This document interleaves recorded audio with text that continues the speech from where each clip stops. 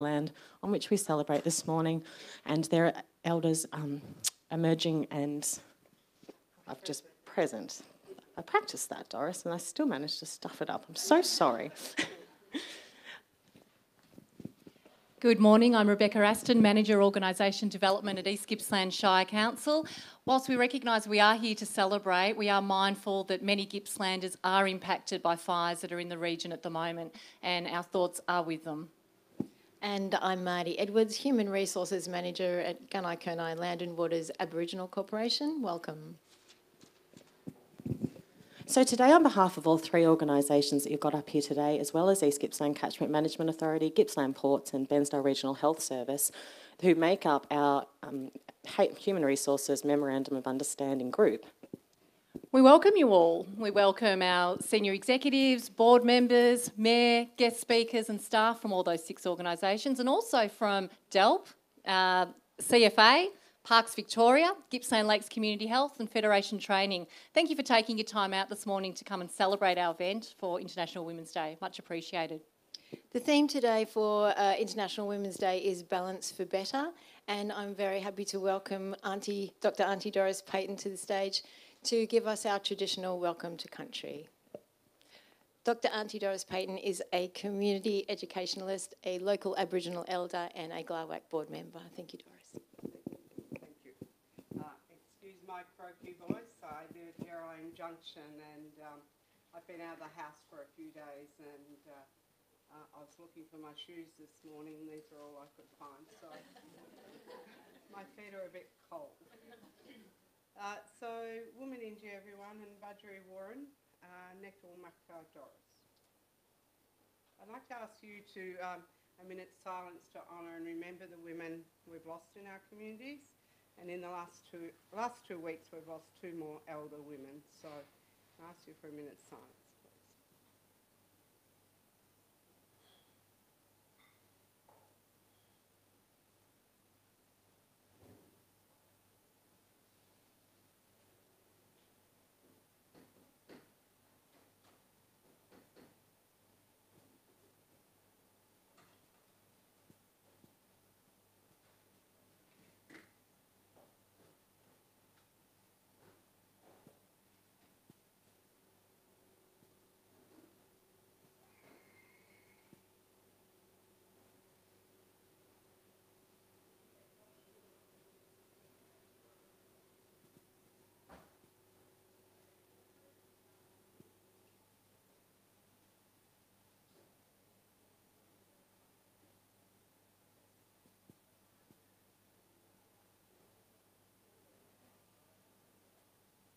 Thank you.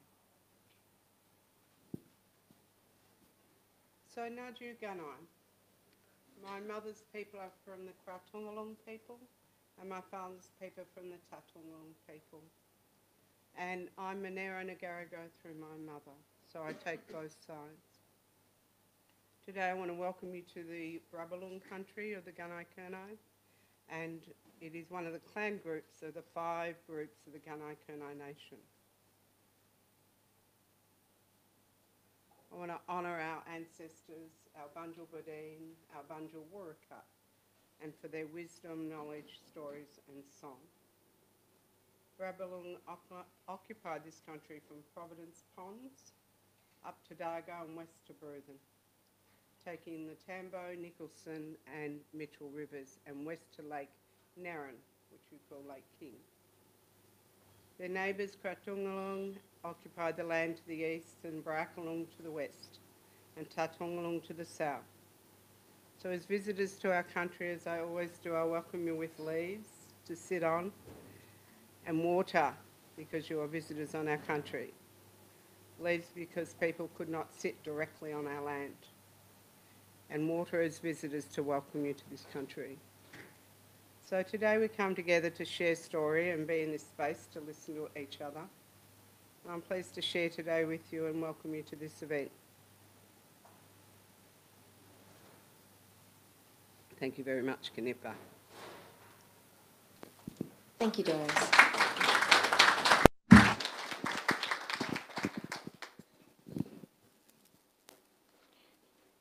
It's with pleasure that I welcome our first guest speaker this morning, Councillor Natalie O'Connell, Mayor of East Gippsland Shire Council.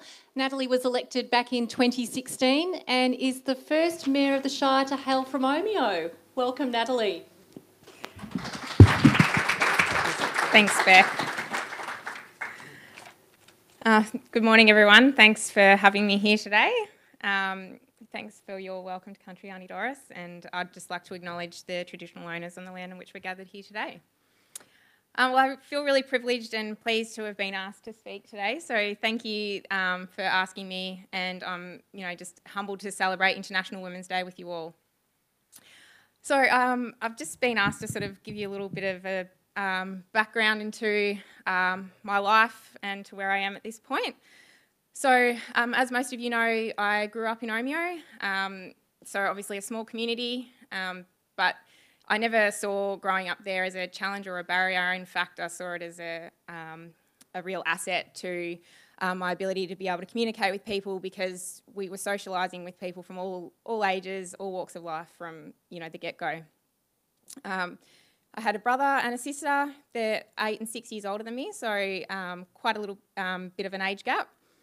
I went to Omeo Primary School, and then I went to boarding school at Gippsland Grammar in Year 9, which was a really difficult time in my life because I'm a real homebody, and moving away from home and my family was quite challenging, but I nearly didn't sort of see it through, and my parents asked me to just hang in there for a couple of terms, and if I didn't like it after that, then I could come back.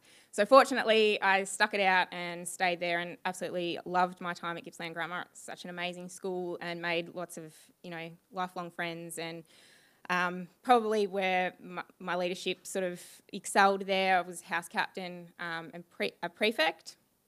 I played a lot of netball and sport down there. Always been a fairly sporty person and competitive person, I suppose. So played netball for Gippsland and for Melbourne Uni, and represented the school at athletics and different things like that. So after high school, I left and went to Melbourne Uni and studied agricultural science, and during that time I worked part-time at Safeway in Hawthorn, and just as a bit of an example of my competitiveness there, they used to have in the tea room top 10 boards for different things, and I used to be the top scan rate person, so I always had that competitive nature. I think it was like 25 items per minute, something like that. Sorry. Anyway, I finished ag science there, and I obtained a job banking in the rural finance sector, and had to move up to Orange by myself for 3 months training. And then I moved down to Albury because a new branch was opening up down there. So did that for a couple of years, then decided that I really wanted to go back to uni and become a teacher. So I did a prep to Year 12 teaching course at La Trobe Uni in Wodonga for a year, which was sensational. But following, I'd sort of stayed in touch with the agricultural industry, and then a job came up in the Landmark head office in Melbourne to work with the National Procurement Manager for the Ag Chem and Seed. So I became an analyst and moved down to Melbourne with my now husband at the time. And then, so I stayed there for a year, but then always obviously going back home. My mum had been sick for a little bit, and then, she started getting probably progressively sicker, so I decided to, me and my husband decided to move back home to, be closer to my mum, and obviously his family was from Omeo and Bairnsdale as well, and my dad at the time ran a bus business, so I wanted to be able to be there to provide a bit of support for him and also to be closer to my mum. So I was lucky enough to get a job with Omeo Primary School and become a teacher there, and Aaron got a job at East Gippsland Water, and he's still there now. And so during that time, we obviously became pretty involved back in our community. We were both on, the footy club. I was the president of the netball club. they just, as soon as anyone moves back to town, they just grab you and, you know, you can be on this committee, you can be on this committee. That's what small towns are all like. And then we did a bit of travel. We went to the US, we went to Europe, and and just became sort of wholly immersed in the community up there, and just wanting to, we loved it. We love it there, see the benefits and the opportunities, and really just wanted to, you know, promote Omeo and the area, and, you know, encourage people to sort of move there. So we'd been running a few events, different events, and one of the events that we had organised was a function for MND awareness, and I was asked to speak at there just about, you know, my involvement in the community. And at the time, someone who was from Bairnsdale, who was at the event, then said, "Oh, you should stand for a council." And I was like, "Oh, no thanks." You know, Chloe, my youngest, was 6 months and Holly was 2, so, you know, I was busy enough. And anyway, he was quite persistent, and then he gave my number to Joe Rotino, who I didn't know. And Joe rang me and said, "Oh, you know, I hear you might be interested." And I said, "Well, I'm not interested." But, you know, he said, "Oh, just come along and, you know, have a meet and greet." And so anyway, I ended up going and meeting with Joe and a few of the other people that we all stood together with, and ended up standing. So, you know, standing for council. I thought, well, all this work that we'd been doing since we'd been back to Omeo, perhaps this was a way to sort of stop whinging and just do something and get involved. So I felt, for me, you know, while now I'm on here representing East Gippsland, at the time when I stood, it was really because I felt Omeo was underrepresented, and since amalgamation we'd lost a sense of identity and ownership, and, you know, that there'd been no major sort of money spent in the town, and I'm sure that people who may be from other areas, say Orbost, Mallacoota, might have felt the same way. So that really was the basis of my nomination. So anyway, obviously there was 40 people that stood, and I didn't really think that I would have a chance, but you know, 2.5 years later, here I am. So it's been a really challenging time, but it's also been you know, an experience that I'll never forget. And I've been fortunate that it's my kids have always been sort of my number one priority, but they've always been coming to meetings with me ever since I've had them, because I've been involved in, you know, so many different organisations and meetings. So it was just really a natural extension, and they've just grown with me, and I've had such a supportive family and husband. So it really has just been, you know, a great experience. So up until, I guess, if we're talking about International Women's Day, I've been involved in a lot of different industries, and you know, I've never seen myself less because I'm a girl, or that I couldn't do anything because of my gender, and that's never really been exposed to me before, and I've felt like I've never been treated any differently. And probably, yeah, up until I was elected mayor, that's when it changed. So it both surprised me and saddened me, because I'd never experienced it before. But, you know, in saying that, you know, there's lots of other wonderful people and supportive people around us that, you know, we are breaking down the barriers, and, you know, it's important that we continue to promote each other and continue the fight. A couple of things that you may not know about me is that breakfast is my favourite meal of the day. And I'm a passionate Saints fan, and I've been to all losing grand finals, yet to witness a winning one. I play a lot of netball. I still play netball. I play netball for Omeo. Growing up near the snowfields, I learnt to ski from the age of 4, and then turned to snowboarding at the age of 9. And when I started snowboarding, it was still, you know, relatively new.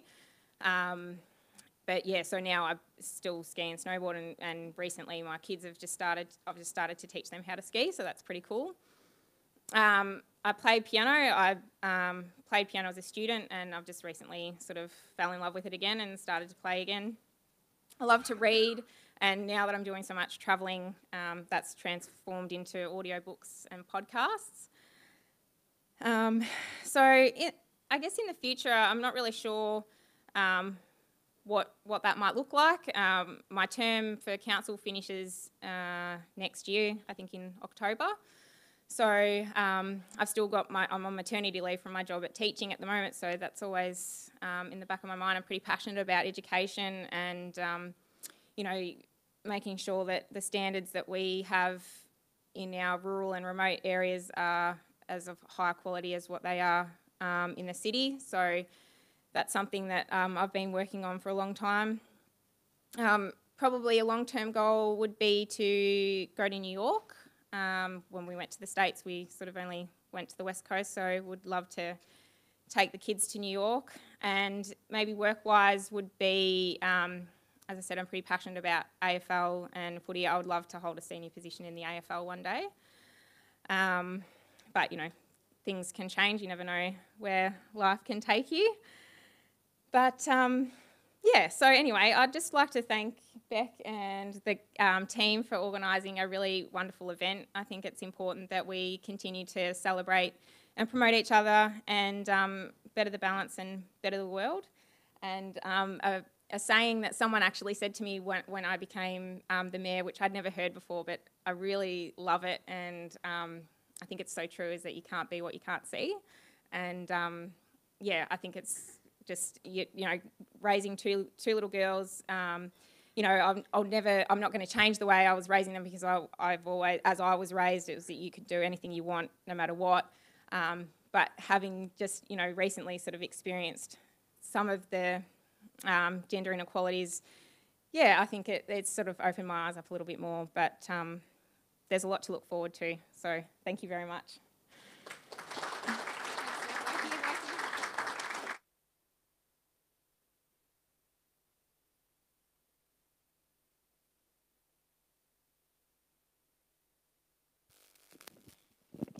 And now I'd like to welcome Auntie Doris Payton to the stage to be our second guest speaker.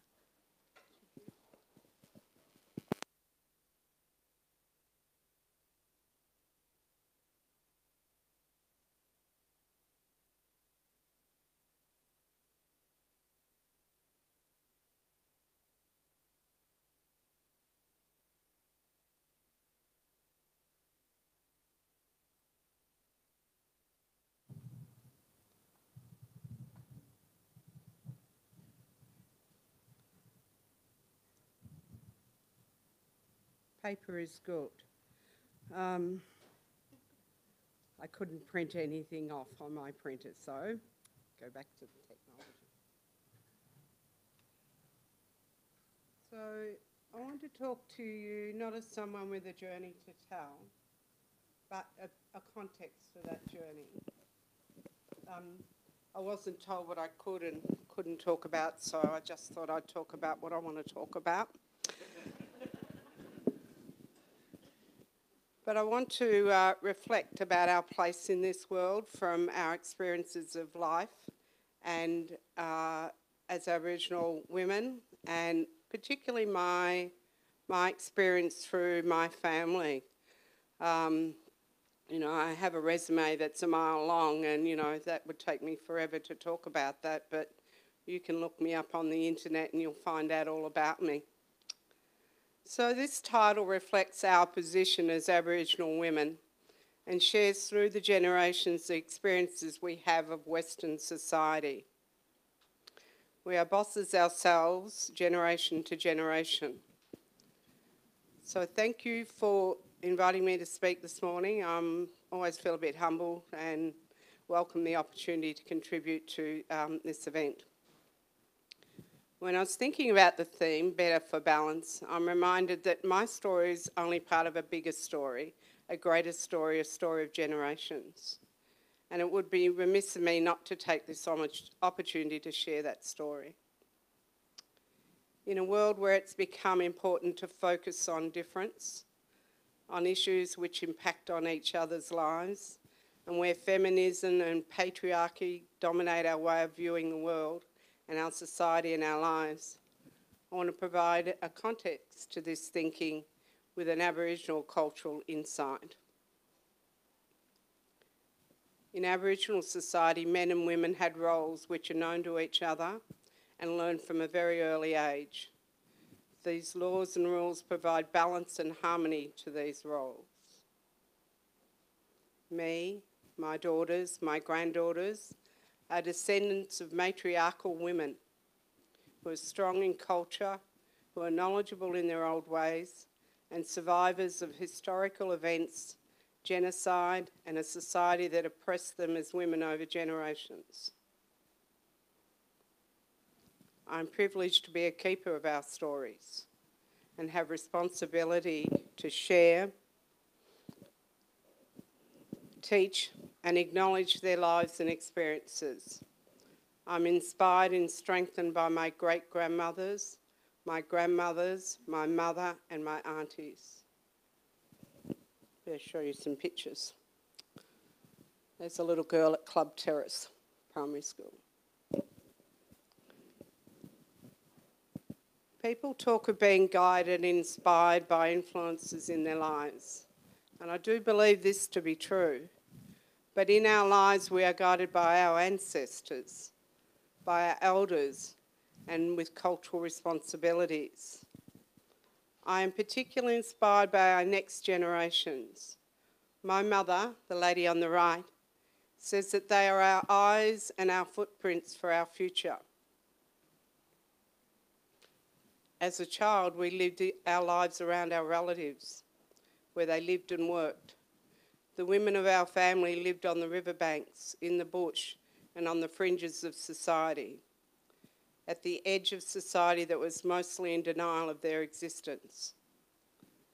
They raised their children in bark huts, in humpies, and on missions where they survived on rations to feed their families. Subjected to government policies that stole their children, separated their families and forced them to live on the fringes. They worked as housemaids in the bean paddock, in the vegetable paddocks, carrying babies and children around in cardboard boxes and in suitcases.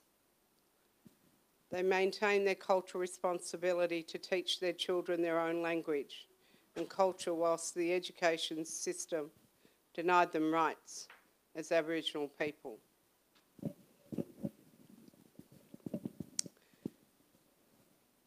My mother shares those stories with me. She is a keeper of the family stories. The missionary wife, the women in the wider society and in the positions of influence showed little or no regard for them as women.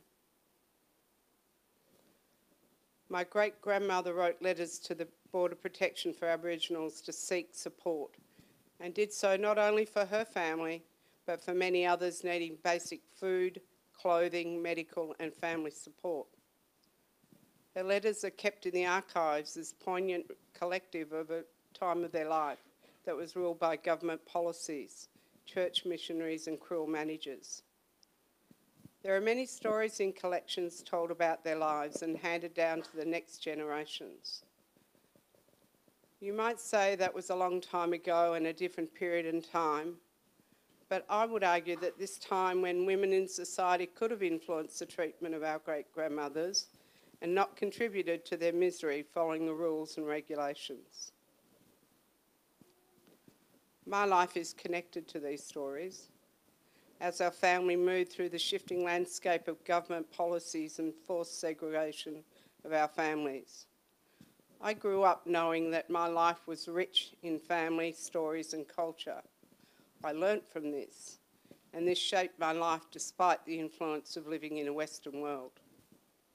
As a girl, as that little girl, I loved school. I loved reading, I loved learning, and this continued all my adult life.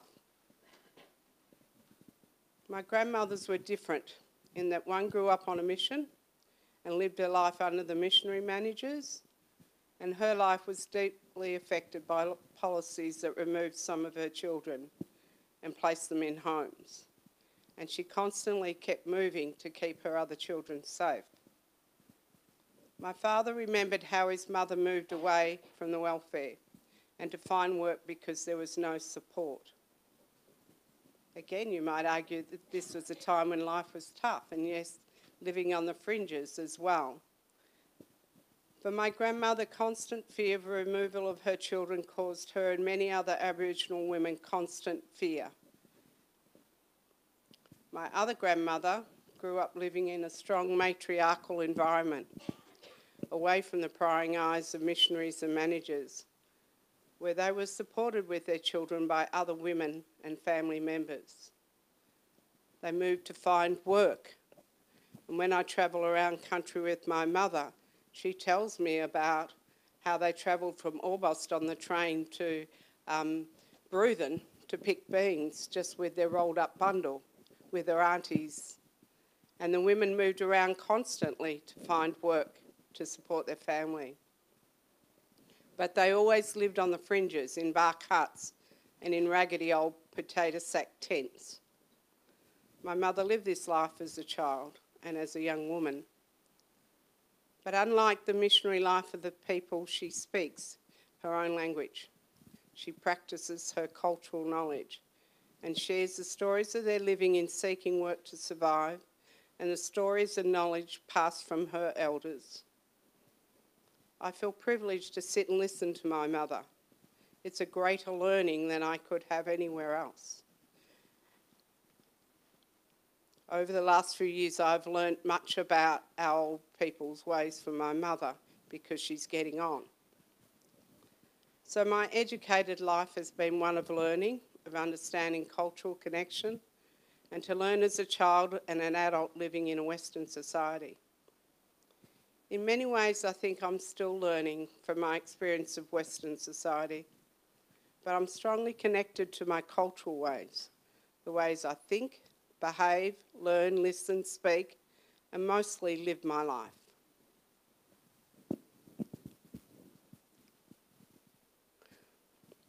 This inquisitive child, which is me in the front with the ball, came from a photo from a teacher at Club Terrace, sent it through on Facebook, and I thought, that's me. That's me at Club Terrace when I was a kid. So this inquisitive child was a determined young woman. And like Natalie, my father told me you can be and do anything you want. I had a child at a very early age, and I lived and worked to achieve in education a life to empower me to give back to my community. My daughter, my sons, my nieces, my nephews and grandchildren have achieved in ways that will change their lives, supported by knowing their cultural ways, their responsibilities to give to our future generations. And as my mother says, they will be our footprints in our eyes. In this way, they will have grown into a society and know that they contribute to a better, for balanced world. I've left time to share a cultural way, but I'm not going to do that this morning. It will take some time, so I won't do that. But I just want to reflect briefly on where education in the Western world has taken me and the education of growing up as an Aboriginal girl to being an Aboriginal woman. I lived in Gippsland all my life. I grew up in Can River, Club Terrace, came to Bairnsdale, went to high school here, moved down the valley and went to the Gippsland Institute of Advanced Education. Did several degrees either online or through going to uni. I went to South Australia Uni to do a master's. I went to RMIT to complete my PhD. So I've been around in all different unis. But my best learning in life has come from my family. My learning about who I am, how I belong, what this country means, how I'm connected, and what it means for our future and for our kids in our community. I would like to see that the cultural learning of our kids is alongside the Western education. It's something that I've strived to do through curriculum, through working with schools, and continue to do that so that our kids and kids from the wider community and teachers and the broader community learn about our ways, our knowledge, so that they can contribute to that, a world where, unlike my mother grew up in and unlike the women of our community grew up in, I want to make sure that they have a world to live in that acknowledges their Aboriginality and acknowledges that they contribute to this world in a way that we are connected. So thank you very much.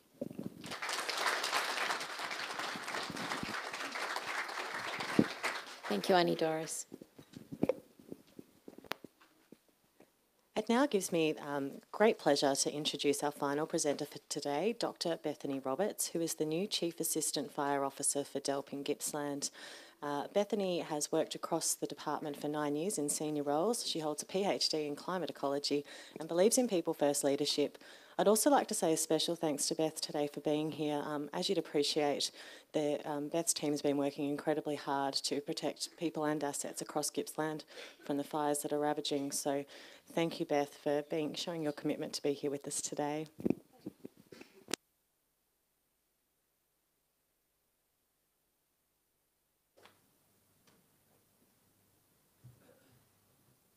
Wow, there's a lot of people here. Thanks so much, Sarah, for that really nice welcome. It's a pleasure to be here today. And thanks to Natalie and Auntie Doris for really generous stories. It's through that really personal, generous story that we get to learn so much. So thank you. I'd actually like to start today with a bit of a story about my mum. My mum's sitting here and I thought I was not going to lose it, but I probably will. Anyway, so my mum was a teacher and later in life a principal, and this story really begins in the mid-1960s when Mum was graduating from Teachers College.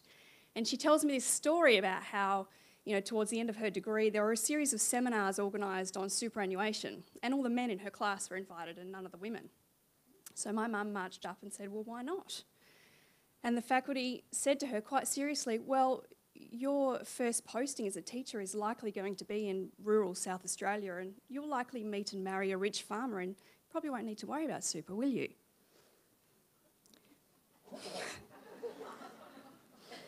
Mum went along anyway, of course, and then started carving out her career as a teacher. The flexible work arrangements that we enjoy now as women in the workplace was simply not an option for Mum, and the legal requirements around what she needed to do were very, very different. So when Mum was married, and again when she left to go on maternity leave, she was actually required each time to resign her permanent role. And each time that resignation left with all the perks, like being able to apply for senior management roles. So every time Mum would return to the workplace as a temporary employee and begin to work her way back up through the ladder again. Eventually, Mum made her way to being a principal in some of South Australia's toughest primary schools, and I can tell you she probably ruled them with an iron fist, just like she did at home. See, my mum was a pretty tough lady, but she was also very fair. And she tells me stories about how she went to principal engagements along with all of her colleagues who were all men, and found it very difficult at the start to really push boundaries about new ideas to how to educate the kids and bring innovation into the education department. But she carried on, and she talks about how she brought a philosophy to her school around the teacher was really there to provide the best possible education for the kids, regardless of their socio-economic background. And by the end of Mum's career, she said that's the legacy she left behind, and that old guard had really moved on. My mum tells that story with a fair amount of pride. And I wanted to tell it today because I think it's really important for us to celebrate just how far we have come in one single generation. It's not that long ago. And sure, there are still challenges, and I've had my fair share as well, but I've never really been subjected to that sort of blatant and probably unconscious bias that my mum was just one single generation ago. And the reason that I wanted to come here and speak today is because this has become more acute for me as I watch my own two daughters grow up, talk about who they are, what they want to do and how they want to get there. So that's why it's a real privilege for me to be able to speak and continue to push those boundaries for that generation coming behind us.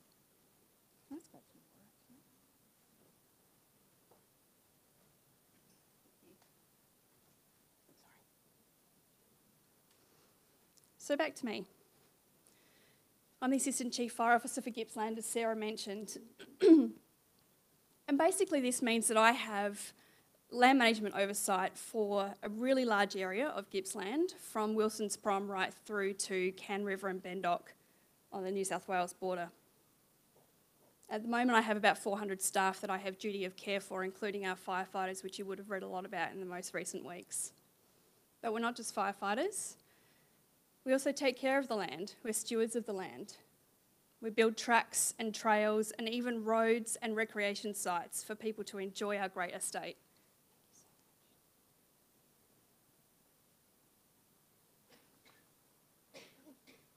Excuse me.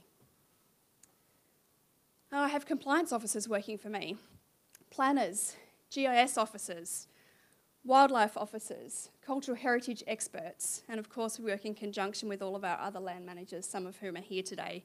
And a fair amount of what we do is working with the community, because essentially that is what we are here to do. So you could say that my role comes with a large amount of accountability, and I have to say that probably the prerequisite for it is being able to have an appetite for risk, because there is a lot of it, and it happens every single day. But I absolutely love my job. The one question I get asked, though, when I tell people about what I do is, how do you balance that with raising a young family? And sometimes that question gets even more pointed to, do you think you can sustain that? And my answer to that is, hell yes, I do think I can sustain that. And that is because I am really clear about what my job is. You see, I don't see myself as the firefighter. I'm not the GIS person, the authorised officer, any of those things I talked about. I'm the leader of this organisation in Gippsland. And with that means that I have to actually lead my people and make sure that not only are we delivering on the accountabilities of the Victorian government, but we are continually fighting this really fine balance behind protecting life and property from bushfire and other risks, and also enhancing and valuing the environmental values and assets that we have here. And that's a really tricky leadership balance. But by being absolutely clear on it is how I find my balance. So I wanted to talk to you today about balance for better in the context of leadership. That's my family. Let's talk about what leadership actually is. If you Google it, there's about 800 million answers to this question, what is leadership? And over the last 20 years, I've been able to practice a lot of them through trial and a fair amount of error getting there. And I don't have time to obviously go through everything today that I have learned, but what I've distilled it down to is what I call my 5 keys of leadership. And these are the things that I keep really close to myself. They align really strongly with my integrity and my values and keep reminding me every day about the leader that I know I want to be. So the first key is self-awareness. I love this photo. Self-awareness. Obviously, it's about knowing who you are and knowing what perception you give off, because sometimes the perception you're giving other people is something that they don't really like. To me, this comes down to communication and being really aware about how you communicate as a leader, because every day you're in communications where you need to influence and negotiate for the best outcome for the organisation you work for. And that's not about pushing your point and about pushing your barrow. It's about really understanding how the person opposite you communicates and adjusting your own style to get the best from that interaction. And that takes a huge amount of self-awareness. At the end of the day, you don't want to end up in backyard politics. Moving on from that really is being aware enough about what your strengths are and then building the best team around you with complementary strengths. This photo is my under-11 hockey team that I coached last year, and I put it up there because we do this really well in sports. We bring together teams that have amazing sets of complementary skills. You never see a football side fielding 18 full forwards. But we do this all the time in business. And I've got to tell you that I fell into the trap really early on in my career where I hired people just like me. You know, they were really easy to get along with. We had a great time. We all had the same vision. We knew where we were going. And, you know, it was really just an easy way to get work done. But if I'm really honest with myself, they were probably not the most productive teams They were probably not the teams that pushed the boundaries the most, nor the most efficient. So to me, powering up the best team around you is a really important skill as a leader. Authenticity. Authentic leadership is something that gets talked about a lot now. You might remember when Tasha Stott Despoja first forayed into federal politics as a young Democrat in the early 90s, and she rocked up to federal parliament in her Doc Marten boots, because that's what you wore when you were 20 in the 90s. She went on to say that there was more discussion in those early days about her footwear than her policies. But she was uncompromising about it. And to me, that's authenticity. Doesn't matter what your political persuasion is, but being authentic to who you are and holding your integrity the whole way through, no matter what people say, is truly important. Because authenticity is what gets you trust and credibility. You will be the leader, standing out the front, and there's times where you do want your team to follow you over the trench. And the only way that happens is if you've built trust and credibility with them. In the industry that I work in, credibility often comes with what you wear on your shoulders or how many decades you've been in the business. And because I had neither of those prior to this job, that's really hard. So building credibility was about showing people who I was, meaning what I say, and doing what I say. And that time where I've wanted my people to follow me over the trench has come in the last few weeks. But they have.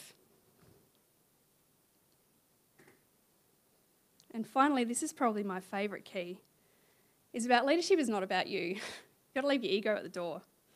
It's about the people who are around you and following you, because they often have fabulous ideas.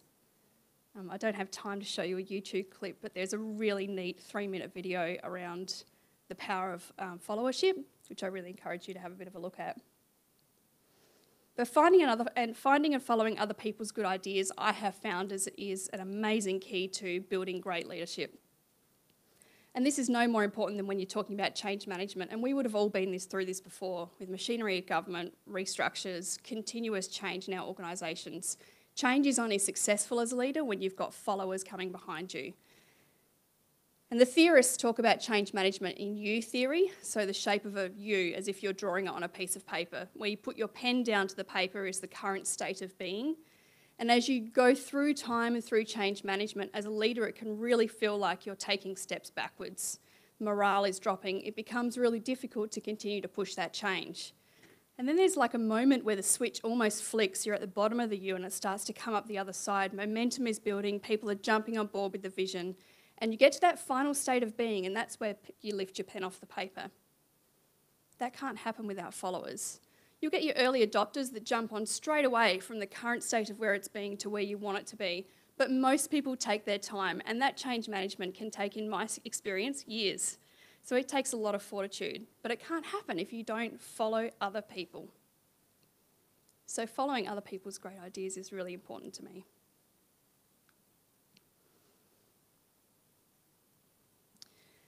But perhaps the thing that binds all of these things together, so you can think about it as the metaphorical keyring, for me has been the most challenging, but probably the most critical.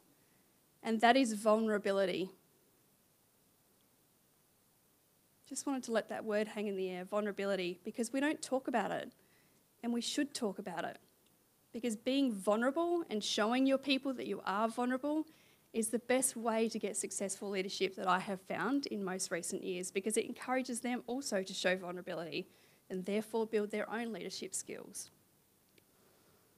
Brené Brown is a social researcher in the US, and she's written a couple of fabulous books, one called Daring Greatly.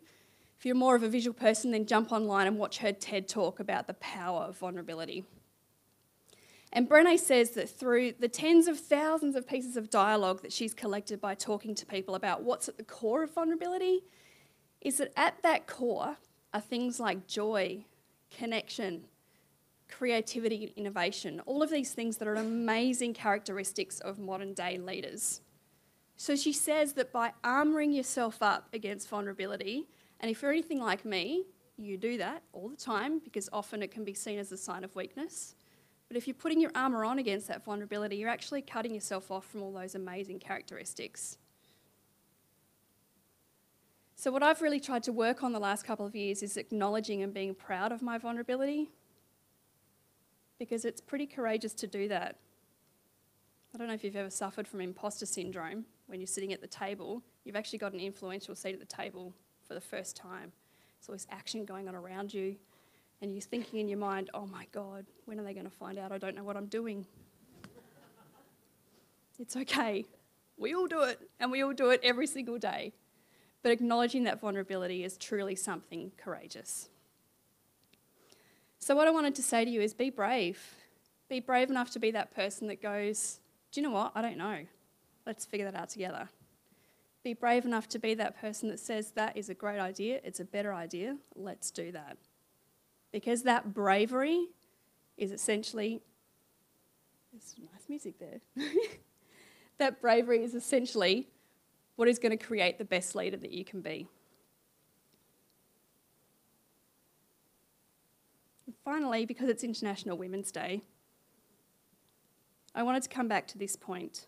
In a minute, I'll show you a clip that to me has a really powerful message for a day like today. But coming back to what I was originally saying, finding your balance for me is about finding your leadership style. So find it. Be it. Be proud of it. Embrace it. And lead just like a girl would lead. Hi, Erin. Show me what it looks like to run like a girl. My hair. Show me what it looks like to fight like a girl. Now throw like a girl. Aw. So do you think you just insulted your sister? No. I mean, yeah, insulted girls, but not my sister. My name is Dakota, and I'm 10 years old. Show me what it looks like to run like a girl. Throw like a girl. Fight like a girl. What does it mean to you when I say run like a girl? It means run fast as you can.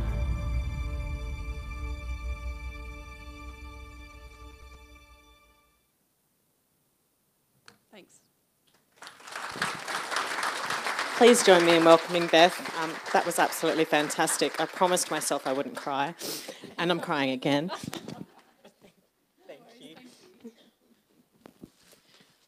Wow, our theme for today was celebrating women's achievements, and Nat, Doris, Beth, wow, 3 local women, inspirational. Thank you so much to the 3 of you. I think another round of applause for our 3 guest presenters, please. Yeah, look, I'll reiterate that. Wasn't that special? And I think that the theme today, really, when we're looking at Balance for Better and the celebration that we've had is the role modelling and the teaching. And it doesn't matter where that teaching's come from, but I think we're all here today celebrating, and we can learn a lot from what we've just heard from those 3 ladies today. So in closing, I'd like to thank Albert & Co for the sensational food. There's more out there if you'd like to stick around for a little bit. The racecourse for the spectacular event. They've promised winks next year. Thomas for his fantastic IT skills and pulling this all together, the MOU HR group for helping pull all of this together today. It's been quite a bit of work. All the organisations in the room who've supported the celebration and having us here today. But most importantly, all of you for coming and taking critical time out of your days to celebrate this really, really special day. So thank you. We will send out a survey as well, so we can get your feedback on what you thought about the event, so we can do something even better for next year. So look out for that survey link, and Thank you all very much for coming, and have a wonderful day.